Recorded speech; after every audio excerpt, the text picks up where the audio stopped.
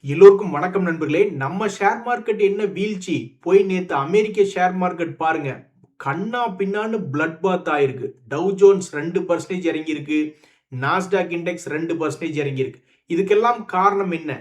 Trump அவர்கள் இருக்கிற வரைக்கும் இந்த ஈரான் வார் முடியாது. அவர் மறுபடியும் வார் நிறுத்துவார், மறுபடியும் ரீஸ்டார்ட் பண்ணுவார், மறுபடியும் வார் நிறுத்துவார்னு ஏதாவது ஒரு பெரிய பிரச்சனை பண்ணிக்கிட்டே இருப்பாரு அப்படின்ற மாதிரி அமெரிக்காவுடைய மார்க்கெட்டே பயந்துடுச்சு. அப்பா, இந்த மாதிரி 2% நம்மளுடைய மார்க்கெட் விழுந்திருந்தா நிப்டி எல்லாம் 24,000க்கு கீழே போயிருப்பான். 23,800 அப்படின்னு இது ட்ரேட் ஆயிட்டு இருந்திருக்கும். சென்செக்ஸுமே மிக கடும் சரிவு என்பது வந்திருக்கும். இருந்தாலும் இவங்க பச்சையில பல்ல காமிச்சிட்டு ட்ரேட் ஆகிறதுக்கு என்ன காரணம்னா, ஒருத்தனுமே சம்பாதிக்க கூடாது. இன்னைக்கு சென்செக்ஸ்னுடைய எக்ஸ்பைரி எக்குதப்பா நம்மளும் ஒரு 500 பாயிண்ட் வீழ்ச்சி அல்லது ஒரு 500 பாயிண்ட் மேல வந்துட்டோம் அப்படின்னா கோடிக்கணக்கான பேர் லட்ச லட்சமா சம்பாதிச்சிருப்பாங்க ரீட்டைல் இன்வெஸ்டர்ஸ். அவனு ஒரு பயனும் சம்பாதிக்க கூடாது அப்படின்ற ஒரு காரணத்துக்காகவே இப்ப வரைக்கும் நம்ம மார்க்கெட்டுகளை பிளாட்டா வச்சிருக்காங்க. ரொம்ப நல்ல மனசியா உங்களுக்கெல்லாம் யோசிச்சு பாருங்க நண்பர்களே. இன்னைக்கு நம்ம மார்க்கெட் நினைஞ்சிருந்தா ஒரு 200 பாயிண்ட் வீழ்ச்சியோ அல்லது 200 பாயிண்ட் எழுச்சியோ நிப்டி பண்ணிருக்க கூடாதா? பண்ண மாட்டானுங்க. பண்ணாதான் நிறைய பேர் சம்பாதிச்சிருவீங்களே. வெறி ஆகுது மை லார்ட், வெறி ஆகுது. இப்பதான் ஒரு நண்பர் கமெண்ட் போட்டார், பரவாயில்ல போர்ட்போலியோ லாபத்துக்கு வந்துருச்சு அப்படின்னாரு.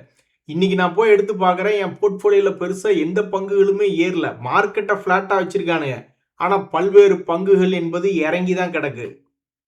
நேத்து தான் இன்னொரு நண்பர் கமெண்ட் போட்டிருந்தார், ஆஹா என் போர்ட்போலியோ லாபத்துக்கு வந்துருச்சு, இது மட்டும் ட்ரம்ப்புக்கு தெரிஞ்சதுன்னா மறுபடியும் குண்டை போட்டுருவாரு அப்படின்ற மாதிரி பயப்பட்டார். எப்படித்தான் தெரியல, என்ன ஒரு மேட்சிங் பாருங்க. அவங்க ராத்திரியோட ராத்திரியா குண்டை போட்டுட்டாங்க. இதனால இன்னைக்கு நம்ம மார்க்கெட்ல பெருசா லாபம் என்பதே இல்லை. எதுக்கு நிப்டி மட்டும் பிளாட்டா நிறுத்தி வச்சிருக்கேன் அப்படின்னா, இந்த சென்செக்ஸ் எக்ஸ்பைரி இருக்கிறதுனால அதுல எந்த ரீட்டைல் பீப்புளும் சம்பாதிக்க கூடாது அப்படின்றதுனால அதை பிளாட்ல நிறுத்தி வச்சிருக்காங்க.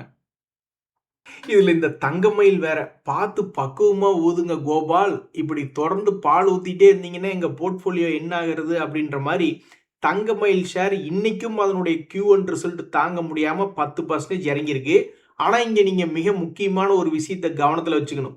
உச்சியில வாங்கி மாட்டினவங்களுக்கு தான் கஷ்டம். ஆனா இதுக்கு முன்னாடி 2000 3000 ரேஞ்சில் வாங்கினவங்களுக்கு லாபம் குறைஞ்சு வந்திருக்கு, அவ்வளவுதான். ஸோ எனிவே இது உச்சியிலிருந்து லேசாக இறங்கி இருந்தாலும் நேத்து 10 இன்னைக்கு 10 20% இறங்கியிருக்கு. ஸோ உச்சியில வாங்கி மாட்டிக்கிட்டு பரிதவிச்சிருக்கிறவங்களும் இருக்கதான் செய்வாங்க. எப்படி இந்த பங்கு ஒரு வருஷமாக தொடர்ந்து மேல் நோக்கி ஏறி வந்ததோ அதே மாதிரி மறுபடியும் இனி ஏறினாதான் மேல உச்சியில வாங்கினவங்களுக்கு ஒரு விமோச்சனம். நண்பர்களே, இன்னைக்கு ரிசல்ட் வர்றது நீங்க சாதாரணமா நினைச்சுக்காதீங்க. எல்லாம் பெரிய பெரிய ஆளுக, மார்க்கெட்டையே எந்த பக்கம் போகணும் அப்படின்னு டிசைட் பண்ணக்கூடிய ஆட்கள். Bajaj finance, M&M, Vedanta, Tata steel, இந்த ரயில்வே துறையில IRFC என்ற ரிசல்ட் வருது. அதனால ரயில்வே துறையே எப்படி இருக்கும் அப்படின்றத பொறுத்து இருந்து பார்க்கணும். இவ்வளவு மிக மிக முக்கியமான பங்குகள் வந்திருக்கு. ஆனா ஏறி இருக்கக்கூடிய ஃபேமஸான ஷேர்கள் அப்படின்னு பார்த்தா ரொம்ப கம்மி தான். அதுல கொடுமைக்கு கொடுமை என்ன அப்படின்னு பாத்தீங்கன்னா, ரெடிங்டன், ஹெக்ஸாவேர் போன்ற பங்குகள் எல்லாமே பர்ஃபார்மன்ஸ் பண்ணுன்னு தான் நிறைய பேர் நினைச்சுக்கிட்டு இருந்தாங்க. அதுல ரெடிங்டனை மட்டும் 10% ரிசல்ட்டை வச்சுக்கிட்டு ஏத்தி விட்டுட்டு ஹெக்ஸாவேரை 7% இறக்கி விட்டுட்டாங்க. இப்பதான் அது பூ பூத்து கனி காய் காய்ச்சி பழமாகும் அப்படின்னு பல பேர் பார்த்துக்கிட்டு இருந்தாங்க. 200 days மூவிங் ஆவரேஜை மிக அருமையா தாண்டி இருக்கு ஹெக்ஸாவேர் டெக்னாலஜிஸ் அப்படின்னு பார்த்துக்கிட்டு இருந்தா, கடைசியில் இன்னைக்கு Q1 ரிசல்ட் சீசன்னால அதுக்கு மறுபடியும் 200 days மூவிங் ஆவரேஜ் கீழே ட்ரேட் ஆயிட்டு இருக்கு. அட கொடுமையே அப்படின்ற மாதிரி ஹெக்ஸாவேர் ஓடிக்கிட்டு இருக்கு. இதுவே ரெடிங்டன் அப்படின்ற ஷேர் பாத்தீங்கன்னா அவன் 200 days மூவிங் ஆவரேஜ் தாண்டி முதல்லயே மகிழ்ச்சியை கொடுத்துருக்கான். கீழே விழுந்தவன் மறுபடியும் 50 days மூவிங் ஆவரேஜ்லயே சப்போர்ட் எடுத்து தன்னுடைய பழைய உச்சம் 2025 உச்சத்தை தொட்டு விட்டது. ஸோ ஒவ்வொரு குவார்டர்லி ரிசல்ட் சீசன்லயும் இந்த ஷேர்கள் தான் பெருசா வாலட்டிலிட்டி இருக்கும் அப்படின்னு எழுதி வச்ச மாதிரி சில குறிப்பிட்ட பங்குகளுக்கே தொடர்ந்து வாலட்டிலிட்டி என்பது இருக்கு. அந்த வகையில இந்த ரெடிங்டன் அப்படின்ற பங்கு தன்னுடைய லோ பிரைஸ்ல இருந்து மேல் நோக்கி ஏறி இருக்கான். எவ்வளவு மொத்தமா இறங்கி எவ்வளவு மொத்தமா ஏறி இருக்கு அப்படின்னு பாக்குறதுக்கு ரொம்ப சுவாரஸ்யமா இருக்கு. ஏன்னா இது ஒரு செக்டர் லீடர். 40% தான் இறங்கியிருக்கான். 40% இறங்கிட்டு இப்ப மொத்தமா 75% என்பது ஏறி இருக்கிறது. ஒரு நண்பர் மணலி பெட்ரோல்ல 16 லட்சம் முதலீடு என்பது பண்ணியிருக்கார். அதாவது 25,000 ஷேர் 64 ரூபாய் அப்படின்ற விலையில வாங்கியிருக்காரு. இந்த மணலி பெட்ரோல்ல தற்போதைய தகவல் என்ன அப்படின்னு பாத்தீங்கன்னா, அவங்களுடைய குவார்டர்லி ரிசல்ட்ஸ் இன்னும் வெளியிடப்படவில்லை. அதே மாதிரி இந்த பங்கு 2023 இருந்து தற்போது வரைக்கும் பெரிய அளவுல வளர்ச்சி என்பது இன்னும் காட்டல. இந்த ஷேர்னுடைய நியூஸ் போன குவார்டர்லி ரிசல்ட் சீசன்ல என்ன வந்திருந்தது அப்படின்னு பாத்தீங்கன்னா 29 கோடி லாபம் அப்படின்ற மாதிரி வந்திருந்தாங்க. தற்போதைக்கு இந்த பங்கு பல்வேறு மற்ற ஷேர்களை போலவே தன்னுடைய லோ பிரைஸ்ல இருந்து ஆல்மோஸ்ட் 50% மேல ரெக்கவரி ஆகி வந்திருக்கிறது. இந்த பங்கு 2020களில் வந்து ஒரு 20 ரூபா ரேஞ்சில் இருந்திருக்கு.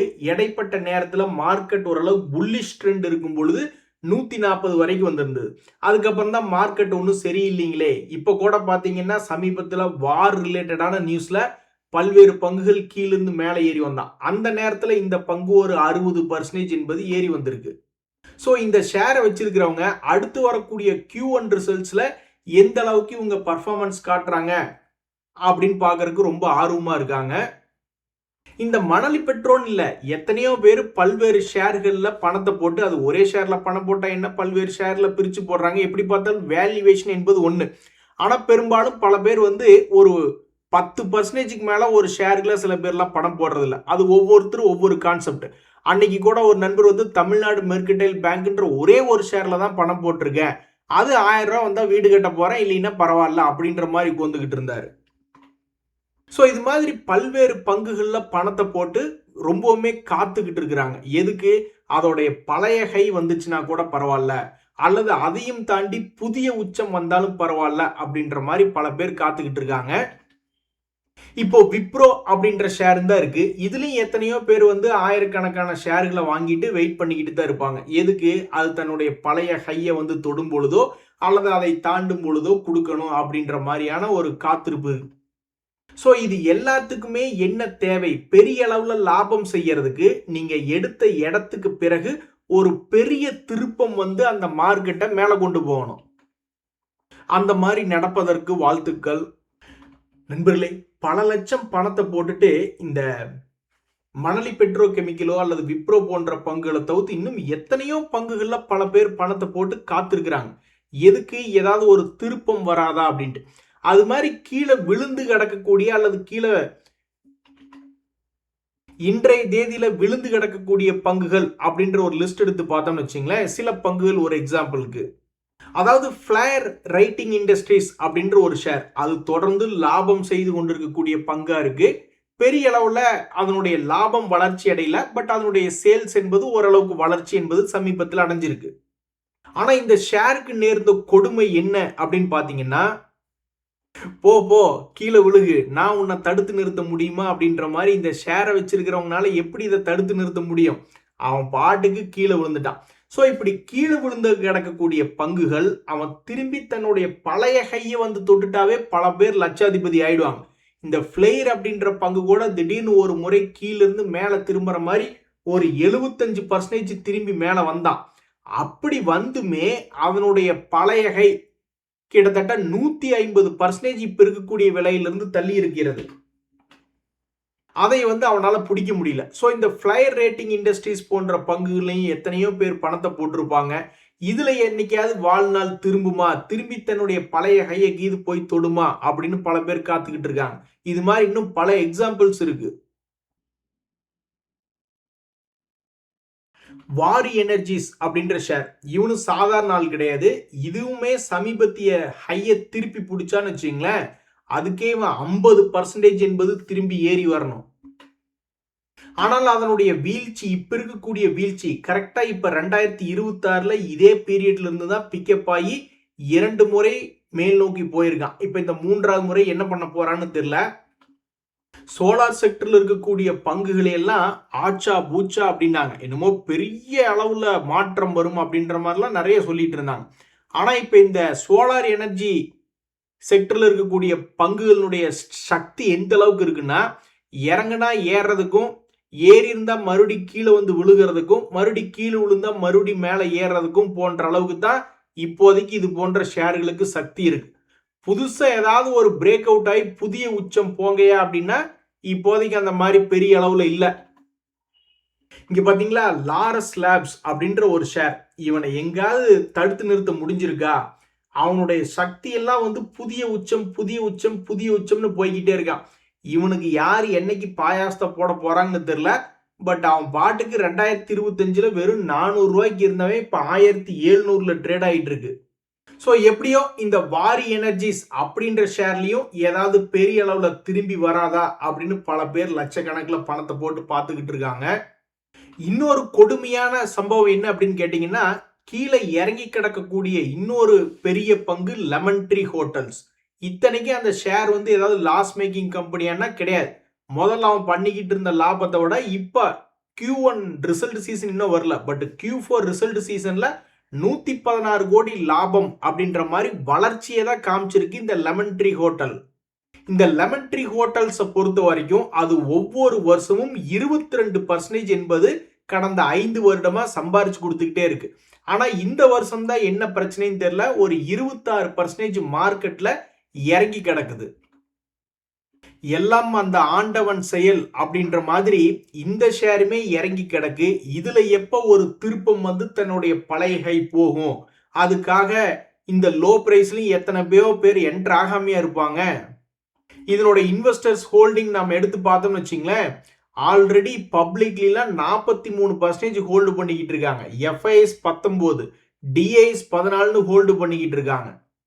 ஸோ இத்தனை குரூப் வெயிட் பண்ணிக்கிட்டு இருக்கு. எதுக்கு? தன்னுடைய பழைய ஹை என்னைக்காவது ஒரு நாள் வந்து தொடுவான், லாபத்தை புக் பண்ணிட்டு ஓடணும் அப்படின்ட்டு. அப்படி ஒரு வேளை இது பழைய ஹை போய் தொடணும்னா கிட்டத்தட்ட 64% ஏறினாதான் அது அதனுடைய பழைய ஹையை போய் தொட முடியும். இந்த LG எக்யூப்மெண்ட்ஸ் அப்படின்ற ஷேர்லாம் அப்படி கீழிருந்து மேல ஒரு திருப்பு முனை வந்து தான் போய் தொட்டான். கிட்டத்தட்ட 50% ஏறி இருக்கா. பட் எனிவே இதையும் கரெக்டா கணக்கு பார்த்தோம்னா இன்னும் பழைய கையெல்லாம் வரல. அதுக்கு 85% ஏறணும். பட் தற்போதைக்கு 45% ஏறி தன்னுடைய பழைய கை பக்கத்துல வந்திருக்கு. இந்த ZF commercial vehicle control systems அப்படின்ற ஷேர், அந்த ஷேருமே தன்னுடைய லோல இருந்து எவ்வளவு பர்சன்டேஜ், கிட்டத்தட்ட 76% திரும்பி வந்திருக்கான். ஸோ திரும்பி வராம எல்லாம் எந்த ஷேர்களுமே இல்லை. முக்கியமான பல்வேறு ஷேர்கள்லாம் திரும்பி வருது. இந்த நேரத்துல எல்லாம் ஆண்டவன் செயல் அப்படின்ற மாதிரி எத்தனையோ பேர் பல லட்சத்தை வந்து அவங்களுக்கு பிடிச்ச சில ஷேர்களை பணத்தை போட்டுட்டு பெரிய திருப்பம் வருமா, பெரிய லாபம் வருமா அப்படின்னு பல வருடமாக காத்துக்கிட்டு இருக்காங்க. இந்த நண்பருக்கும் ஒரு நல்ல விஷயம் வர வாழ்த்துக்கள். இன்றைய தவணைத்து உங்களுக்கு உதவியா இருந்தா எனக்கு மகிழ்ச்சி. ரொம்ப நன்றி, வணக்கம்.